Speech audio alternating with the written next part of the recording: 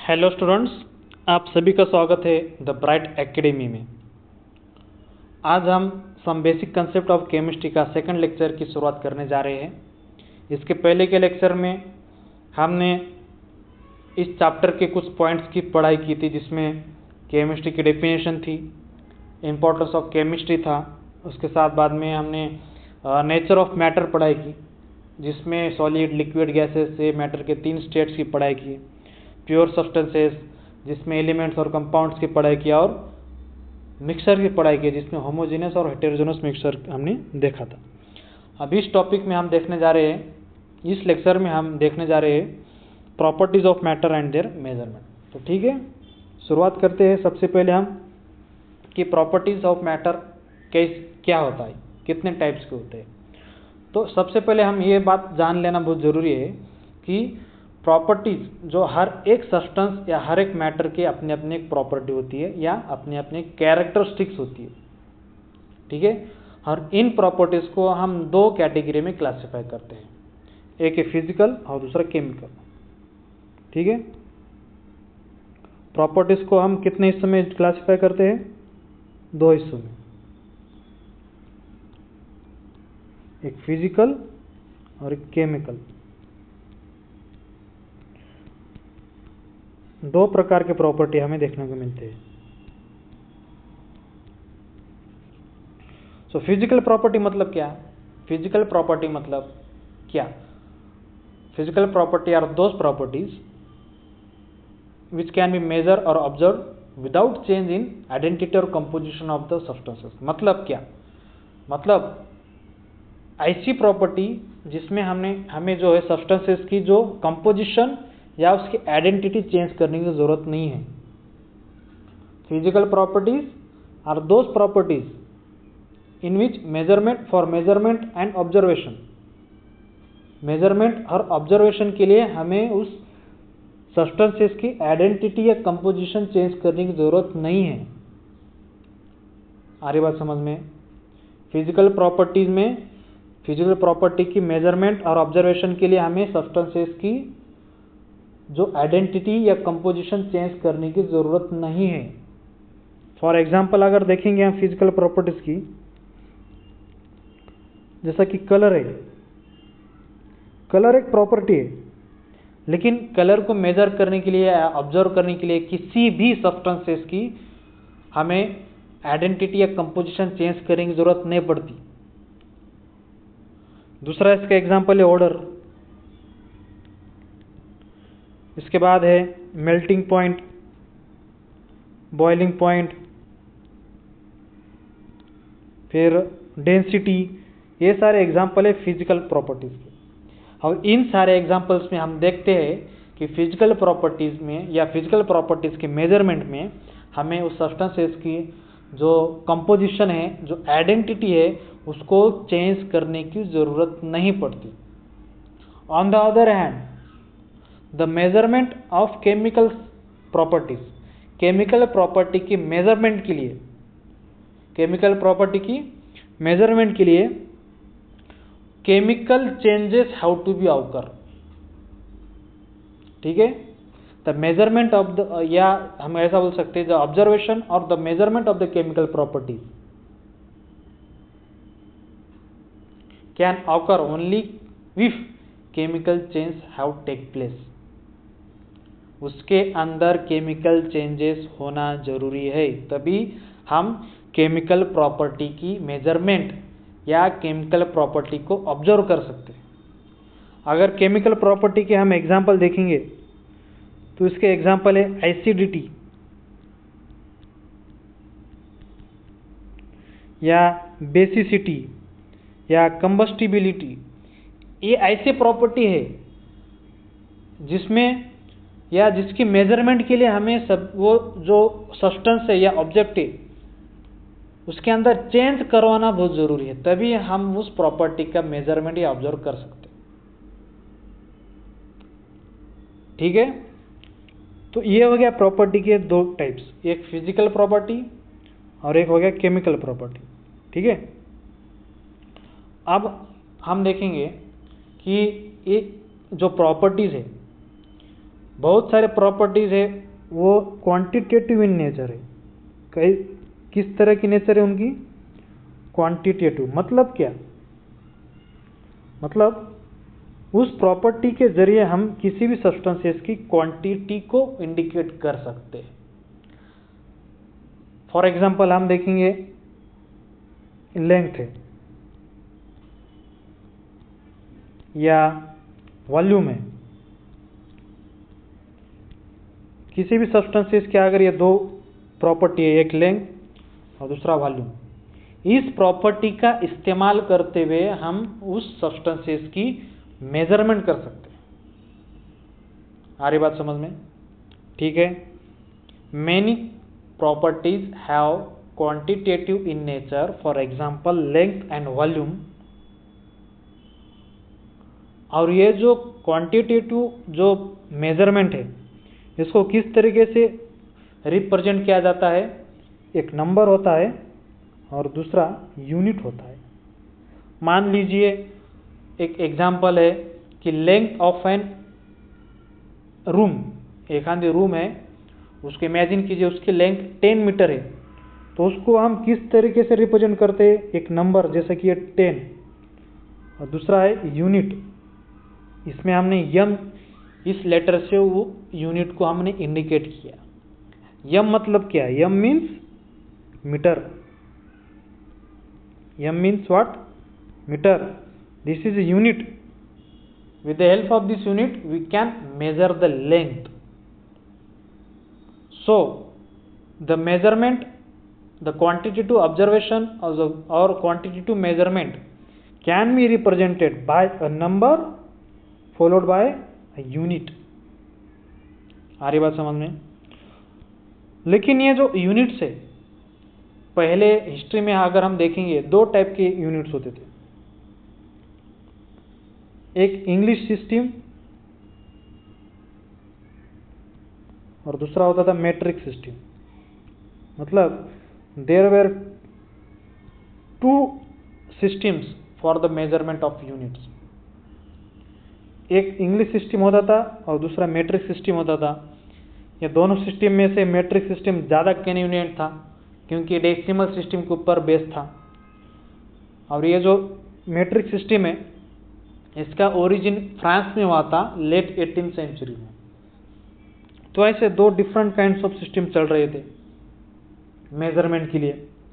Confusion पैदा हो रही थी। साइंटिस्ट को लगा ये एक स्टैंडर्ड कॉमन स्टैंडर्ड सिस्टम होना चाहिए मेजरमेंट का। कॉमन स्टैंडर्ड सिस्टम होनी चाहिए एक मेजरमेंट की, ताकि मेजरमेंट में आसानी हो, कंफ्यूजन को दूर किया जाए। जो इंडिया में जो सिस्टम इस्तेमाल हो रहा है वही सिस्टम अमेरिका में हो, वही सिस्टम यूरोप में हो, वही सिस्टम अफ्रीका में हो, यानी रिसर्चेस के लिए या स्टडीज के लिए आसानी हो, कंफ्यूजन को दूर किया जा सके। इसके लिए एक कॉमन एक स्टैंडर्ड सिस्टम की जरूरत साइंटिस्ट को लगी और इसीलिए साइंटिस्ट ने 1960 में एसआई सिस्टम ऑफ यूनिट को इस्टेब्लिश किया। कब? 1960 में। एसआई सिस्टम क्या है? इंटरनेशनल सिस्टम ऑफ यूनिट है जो पूरे वर्ल्ड में इसको अप्रूव किया गया। इसको कब इस्टेब्लिश किया गया? 1960 में इस्टेब्लिश किया गया। हमारी बात समझ में? 1960 में इंटरनेशनल सिस्टम ऑफ यूनिट्स को इस्टेब्लिश किया गया। ये इसको हम एब्रिविएटेड फॉर्म में एसआई यूनिट बोलते हैं। एसआई यूनिट इसका लॉन्ग फॉर्म फ्रेंच लैंग्वेज में है, जिसका लॉन्ग फॉर्म है ले सिस्टम इंटरनेशनल ऑफ यूनिट। ठीक है।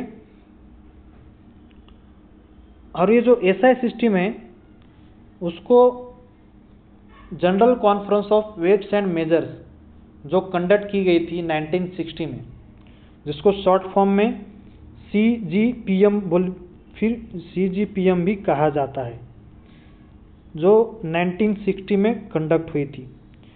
और ये जो 11th CGPM को कंडक्ट कराया गया था। इस 11th CGPM जो 1960 में कंडक्ट हुई थी उसमें एसआई सिस्टम को इस्टेब्लिश किया गया। ये सीजीपीएम क्या है? एक ऑर्गेनाइजेशन है। आ रही बात समझ में? एक ऑर्गेनाइजेशन है जिसको मीटर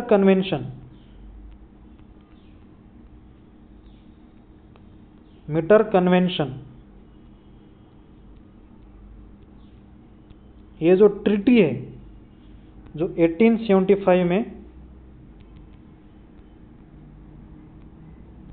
बनाई गई थी पेरिस में,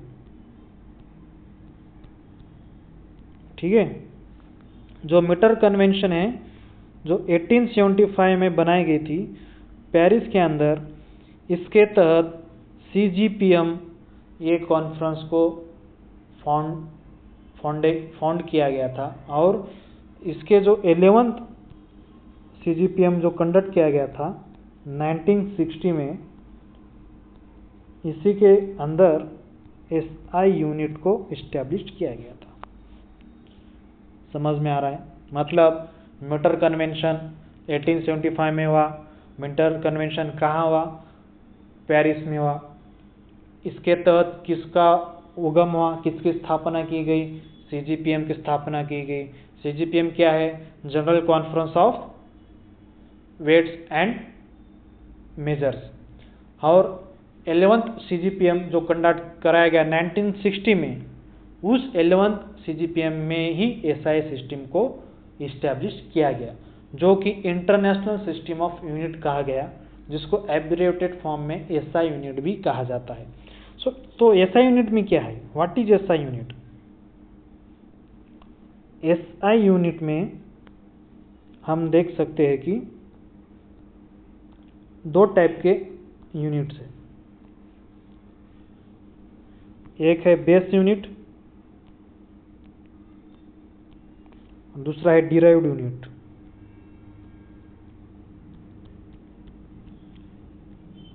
एक होता है बेस यूनिट और दूसरा होता है डिराइव्ड यूनिट।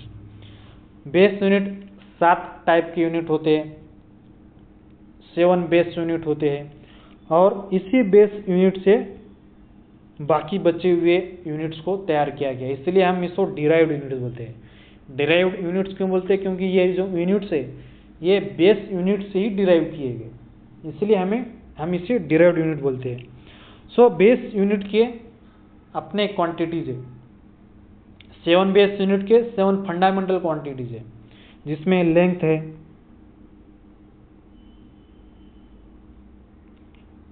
मास है, टाइम है, टेम्परेचर, फिर इसके बाद अमाउंट ऑफ सब्सटेंस,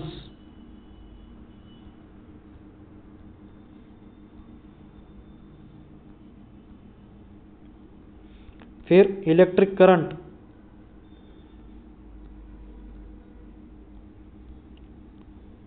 और ल्यूमिनस इंटेंसिटी। ऐसे 7 हम देख सकते हैं कि जो बेस यूनिट्स एसआई यूनिट में दिए गए। अब इसमें हम एनसीईआरटी में देखेंगे, यहाँ पर जो 7 यूनिट्स है, length, mass, time, electric current, temperature, amount of substance, luminous intensity. इसके सिंबल इस तरीके से है। लेंथ जो है मीटर में हम उसको मेजरमेंट करते हैं, मास को किलोग्राम में, टाइम को सेकंड में, इलेक्ट्रिक करंट का जो एसआई यूनिट है एम्पेयर है, टेम्परेचर का एसआई यूनिट केल्विन है, अमाउंट ऑफ सब्सटेंस का मोल है, और ल्यूमिनस इंटेंसिटी का कैंडेला है। आ रही बात समझ में?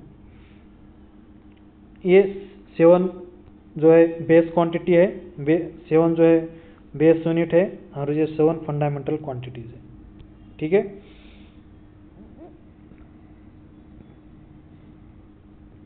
और ये एसआई यूनिट में जो यूनिट्स होते हैं उनके प्रीफिक्सेस भी देखने को मिलते हैं, जैसे कि अब आप यहाँ पर देख सकते हैं कि किसी भी यूनिट को मल्टीपल या सब मल्टीपल में इंडिकेट करना है तो उसके कुछ प्रीफिक्सेस है, जैसा कि yocto 10 to the power minus 24, zepto 10 to the power minus 21, atto 10 to the power minus 18, femto 10 to the power minus 15, pico 10 to the power minus 12, nano 10 to the power minus 9, micro 10 to the power minus 6, milli 10 to the power minus 3, centi 10 to the power minus 2, deci 10 to the power minus 1, deca 10, hecto 10 to the power 2, kilo 10 to the power 3, mega 10 to the power 4, giga 10 to the power 9, tera 10 to the power 12, peta 10 to the power 15, exa 10 to the power 18, zetta 10 to the power 21 और Yotta 10 to the power 24। ये इनके symbols है। ये जो prefixes है ये SI unit के आगे लगाते हैं ताकि हम एसआई यूनिट को मल्टीपल या सब मल्टीपल के फॉर्म में इंडिकेट कर सकें। अब इसका एग्जांपल देखेंगे तो अब यहाँ पर है 10 to the power minus 2 यानी 1 सेंटीमीटर, हरी बात समझ में। और 10 to the power 3 मीटर यानी 1 किलोमीटर, हरी बात समझ में। 10 to the power minus 2 metre यानी 1 centimetre, 10 to the power 3 metre यानी 1 किलोमीटर। ओके, तो इस तरीके से हमने देखा कि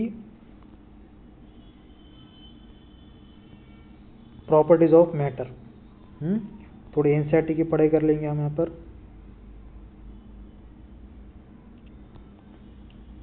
एवरी सब्सटेंसेस हैज यूनिक और characteristic properties. These properties can be classified into two categories: physical property and chemical property. Physical properties are those properties which can be measured or observed without changing the identity or composition of substances. For example, color, odor, melting point, boiling point, density. The measurement or observation of chemical properties require chemical change to occur. Okay. अब chemical properties के example है acidity, basicity, combustibility. Many properties of matter such as length, area, volume are quantitative in nature. Any quantitative observation or measurement is represented by a number followed by units in which it is measured. For example, length of a room can be represented as 6 meter. Here 6 is the number and m denotes meter, the unit in which the length is measured. Two different systems of measurement, that is the English system and metric system, were being used in different parts of the world. The metric system, which originated in France in late 18th century, was more convenient as it was based on decimal system. The need of common standard system was being felt by scientific community. Such a system was established in 1960 and is discussed below in details. अब मैंने बोला था आपको कि SI unit का long form the international system of units को SI unit बोलते हैं, और इन फ्रेंच ले system international D units abbreviated as SI unit, was established by the 11th General Conference on Weights and Measures CGPM. इसी को हम French में क्या बोलते हैं? Conference General des Poids et Measures.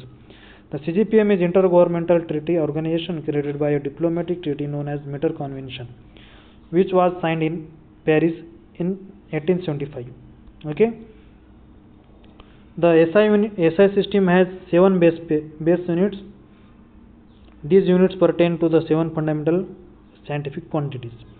The other physical quantities such as speed, volume, density can be derived from these base quantities. The SI system allows use of prefixes to indicate the multiples or submultiples of a unit. अब हम कुछ ये quantities की पढ़ाई करेंगे, measurement के जो quantities है उसकी पढ़ाई करेंगे। सबसे पहले हम देखेंगे मास मतलब क्या। मास एंड वेट दोनों में डिफरेंस क्या है। मास मतलब क्या? मास मतलब the amount of matter present in a substance. एक खाली सब्सटेंस है, इसका अगर मास हमें देखना है, उसकी पढ़ाई करनी है, उसका मेजरमेंट करना है, तो उसके डेफिनेशन पहले सबसे पहले पता होनी जरूरी है। क्या है? What is the mass? Mass of a substance means the amount of matter present in it. अगर on the other hand हम वेट के बारे में क्या बोल सकते हैं कि weight, what is weight? It is the force exerted by the gravity on the object. Object के ऊपर जो ग्रेविटी फोर्स लगा रही है उसे हम वेट कहते हैं। और मास किसे कहते हैं? जितना मैटर उस सब्सटेंस के अंदर भरा हुआ है, जितना मैटर उस सब्सटेंस के अंदर भरा हुआ है, उस मैटर को, उस अमाउंट ऑफ मैटर को हम मास कहते हैं। So what is mass? The amount of matter, the amount of matter present in the substance. And what is weight? The force exerted by the gravity. The force exerted by the gravity on the object. मास जो होता है वो constant होता है, लेकिन जो wait जो होता है, ये वेट वेरी करता है one place to another place due to change in the gravity. अगर अर्थ पे किसी चीज का जो वेट है वही वेट मून के ऊपर नहीं रहेगा, या वही वेट दूसरे प्लेनेट पे जहां पर डिफरेंट ग्रेविटिकल फोर्स है। आ रही बात समझ में? So mass remains constant everywhere, but weight vary from one place to another place due to change in the gravity. ठीक है, due to change in gravity. और मास को हम मेजर कर सकते हैं एनालिटिकल बैलेंस के इंस्ट्रूमेंट के मदद से। लैब में एक एनालिटिकल बैलेंस नाम का इंस्ट्रूमेंट होता है, उसकी मदद से हम एग्जैक्ट मास को डिटरमाइन कर सकते हैं। ठीक है, मास का ऐसा यूनिट अभी हमने देखा है क्या है, किलोग्राम।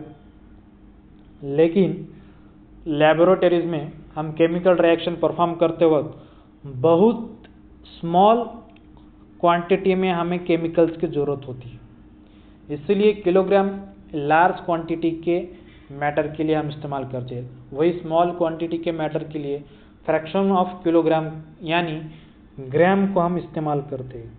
किसे? ग्राम को। 1 किलोग्राम मतलब 1000 ग्राम। हमारी बात समझ में?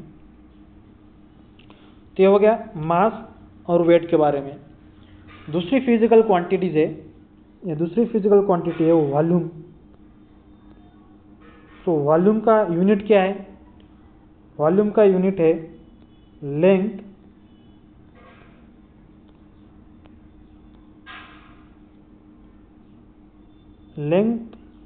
टू द पावर 3, या क्यूब ऑफ लेंथ हम बोल सकते हैं, cube of length.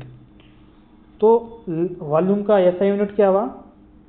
Metre raise to the power 3, यानी क्यूब ऑफ मीटर।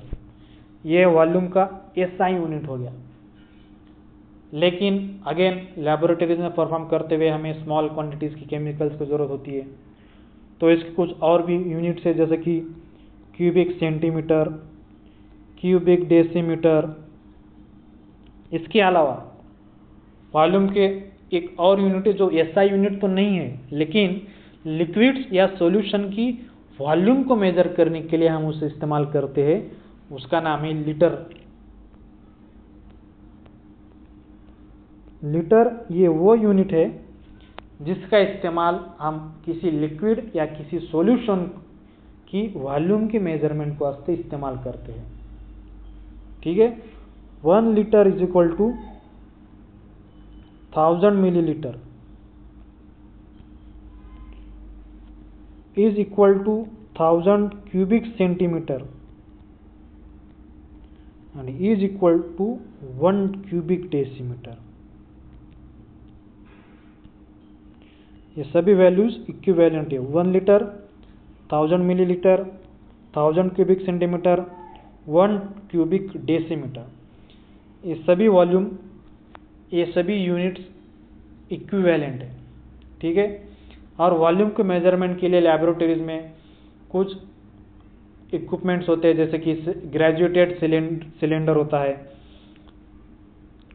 ब्यूरेट्स होते हैं, पाइपेट्स होते हैं, और किसी सॉल्यूशन को हमें फॉर्म करना है और उसकी वॉल्यूम हमें पहले से ही पता है, तो वॉल्यूमेट्रिक फ्लास्क का हम इस्तेमाल करते हैं। ठीक है। इसके बाद और एक क्वांटिटी है जैसा कि टेम्परेचर है।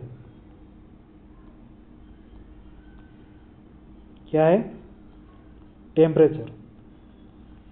टेम्परेचर मेजरमेंट के लिए 3 स्केल है, 3 इंडिकेटर है। पहला है डिग्री सेंटीग्रेड, दूसरा है डिग्री फ़ारेनहाइट और तीसरा है केल्विन। हमारी बात समझ में? हमारी बात समझ में? ठीक है। टेम्परेचर ये क्वांटिटी को मेजरमेंट के लिए डिग्री सेंटीग्रेड, डिग्री फ़ारेनहाइट और केल्विन, ये 3 स्केल से हम 3 स्केल की मदद से हम टेम्परेचर को मेजर करते हैं। जो थर्मामीटर ये टेम्परेचर मेजरमेंट करने का इक्विपमेंट्स है। जो डिग्री सेल्सियस की मदद से जो मेजरमेंट करने वाले थर्मामीटर है, या जो थर्मामीटर के अंदर मार्किंग डिग्री सेल्सियस में की जाती है, उसकी reading 0 degree centigrade to 100 degree centigrade ऐसी होती है, ये रेंज में होती है। 0 डिग्री सेंटीग्रेड ये वाटर का फ्रीजिंग पॉइंट है और 100 डिग्री सेंटीग्रेड ये वाटर का बॉइलिंग पॉइंट है। ठीक है। और डिग्री सेंटीग्रेड के बाद जो फ़ारेनहाइट है, फ़ारेनहाइट का इस्तेमाल करके जो हम मेजरमेंट करने वाले जो थर्मामीटर है, उसकी जो रीडिंग है 32 डिग्री फ़ारेनहाइट से लेके 212 डिग्री फ़ारेनहाइट, इतनी रेंज होती है उसकी। ठीक है। और फ़ारेनहाइट और डिग्री सेंटीग्रेड, फ़ारेनहाइट और डिग्री सेंटीग्रेड दोनों का रिलेशन क्या है? Fahrenheit is equal to 9/5 into Celsius plus 32। ये फॉर्मूले से लेके हम फ़ारेनहाइट और सेल्सियस ये दोनों में हम इंटरचेंज कर सकते, कन्वर्ट कर सकते टेम्परेचर के मेजरमेंट को। ठीक है। ये हो गया फ़ारेनहाइट और डिग्री सेल्सियस के बीच का रिलेशन।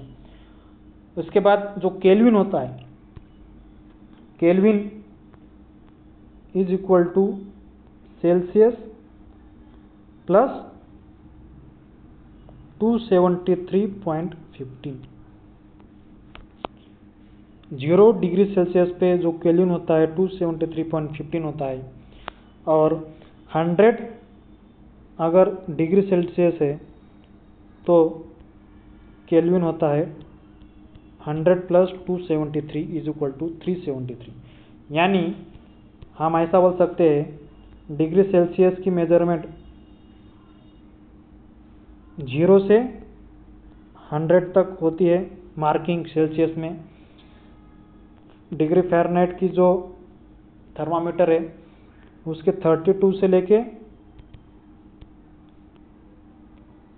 212 तक होती है, और जो केल्विन होती है उसकी जो है 273 से लेके 373 तक मार्किंग होती है। और यहाँ पर एक इंटरेस्टिंग बात क्या है कि डिग्री सेल्सियस बिलो 0 भी जा सकता है, माइनस में -2, -3, -4। हम देखते हैं अंटार्कटिका, वहाँ पर जो टेम्परेचर है -30 डिग्री सेल्सियस है, -10 डिग्री सेल्सियस है, लेकिन जो केल्विन है ऑलवेज पॉजिटिव में ही रहता है। ठीक है। तो अभी हम थोड़ा एनसीईआरटी की पढ़ाई करेंगे। क्या दिया वाला है एनसीईआरटी में? Mass of a substance is amount of matter present in it, while weight is the force exerted by the gravity on an object. The mass of an substance is constant, whereas its weight may vary from one place to another due to the change in gravity. The mass of a substance can be determined very accurately in the laboratory by using an analytical balance. यहाँ पर एक उन्होंने analytical balance का जो equipments है उसका diagram भी दिया वाला है, आप एनसीईआरटी के बुक्स में ये देख सकते हैं कि एनालिटिकल बैलेंस का इस्तेमाल करते हुए हम क्या करते हैं, मास की एक्यूरेट मेजरमेंट कर सकते हैं। The SI unit of mass as given in table is kilogram. However, its fraction gram is used in laboratories due to the smaller amounts of chemicals used in the chemical reactions. Volume has the units of cubic length, so in SI system volume has units of meter raised to the power 3. But again, in chemistry laboratories small volumes are used, hence volume is often denoted in cubic centimeter or cubic decimeter. इसके बाद हमने देखा कि litre देखा हमने, what is litre. The common unit litre is which is not an SI unit is also used for the measurement of volume of liquids. 1 liter is equal to 100 ml is equal to 100 cubic centimeter is equal to 1 cubic decimeter. In the laboratory, volume of liquids or solutions can be measured by graduated cylinder, burette, pipette. A volumetric flask is used to prepare a known volume of solution. These measuring devices are shown in figure 1.7. आप देखो यहाँ पर burette, pipette, graduated cylinder और ये volumetric flask, ये पूरे equipments की मदद से हम वॉल्यूम को मेजर कर सकते हैं। अब डेंसिटी, डेंसिटी देखिए क्या है, what is density, the amount of substance per unit volume, mass upon volume. ये बात याद रखो, हमेशा याद रखो, डेंसिटी मतलब मास अपॉन वॉल्यूम, डेंसिटी मतलब mass upon volume, M upon V, M के नीचे वी। अरे बात समझ में, कभी भी अगर डेंसिटी शब्द आए आपके सामने, बस यही 2 लेटर आना, M divide by V. What is M, mass, what is V, volume, mass upon volume. What is SI unit of density, mass का एसआई यूनिट किलोग्राम और वॉल्यूम का एसआई यूनिट क्यूबिक मीटर। तो SI unit क्या हुआ density का, kilogram per cubic meter. ये large quantity में अगर मेजरमेंट करना है तो इस्तेमाल करते हैं।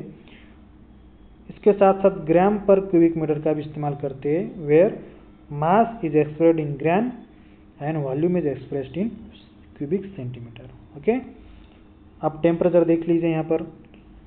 There are 3 common scales to measure the temperature, degree Celsius, degree Fahrenheit and Kelvin. Here Kelvin is the SI unit. Thermometers based on the scales are shown in figure 1.8। यहाँ पर देख लीजिए Kelvin thermometer, Celsius thermometer, Fahrenheit thermometer.